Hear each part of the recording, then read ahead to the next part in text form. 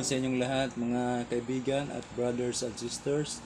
Nandito po kami sa aming tahanan ng Poblete Family at kami po ay nagsasagawa ng aming gagawing poster ayon sa Family Week Celebration theme na para sa taong ito ng 2023 na nagsasaad na ang pamilyang Pilipino pagtugon sa nagbabagong pananaw at panahon. Ayan.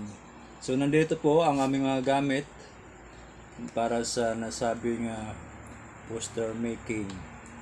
Ayan, ito po ay aming pagtutulong-tulungan ng aking pamilya, ng aking Mrs., Sister Sally, Sister Norly at Brother Rexel. Ayan, yan, nakikita ninyo guys. Thank you, wali kami. Salamat Brother Bitbit. Ito pong ginawa naming o gagawin naming poster na naayon po sa Family Week Celebration theme para po sa taong ito na sinasabing Pamilyang Pilipino, pagtugon sa nagbabagong pananaw at panahon. So dito po, bawat isa po sa amin ay nagbigay ng ideya kung paano namin gagawin ang aming poster. So habang nagbibigay po ng ideya, ito po yung lumabas na picture na aming gagawin. Ito po yung draft. So dito po sa draft na to, hindi po namin na-videohan yung pag-draft kasi habang nag-uusap-usap kami, drawing po namin ito. So dito po, ito po yung gagawin namin at mamaya po makikita ninyo kung ano yung final na itsura ng aming poster. Maraming salamat.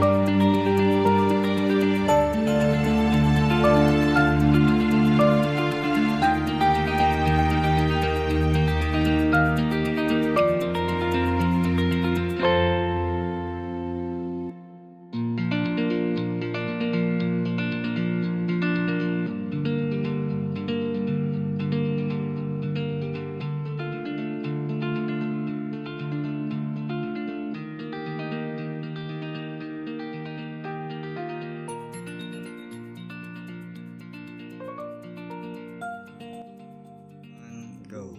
Narito po ang output ng Poblete Family. Makikita po natin na sa center ng poster na to ang isang mata, a huge eye, na doon po makikita yung picture ni Jesus Christ ng temple at ng aming family. Makikita din po ninyo na dito po sa right side, ito po yung mga influences na nakakaapekto sa family.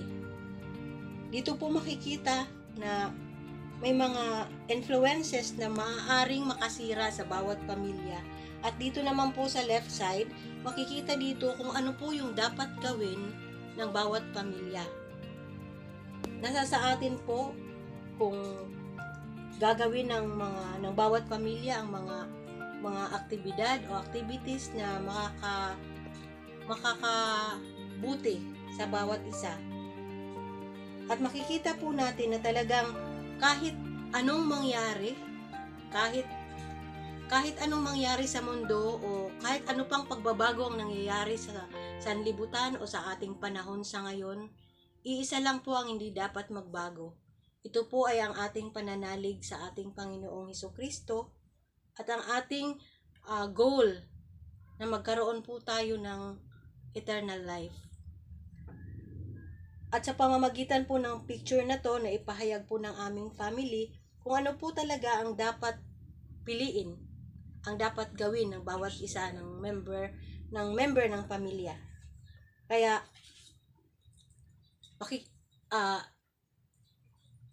pinapakita po namin dito sa aming poster na nagawa na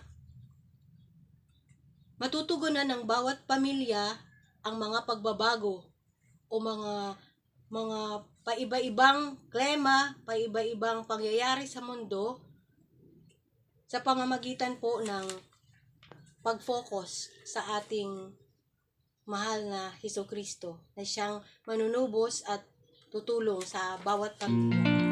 Maraming salamat.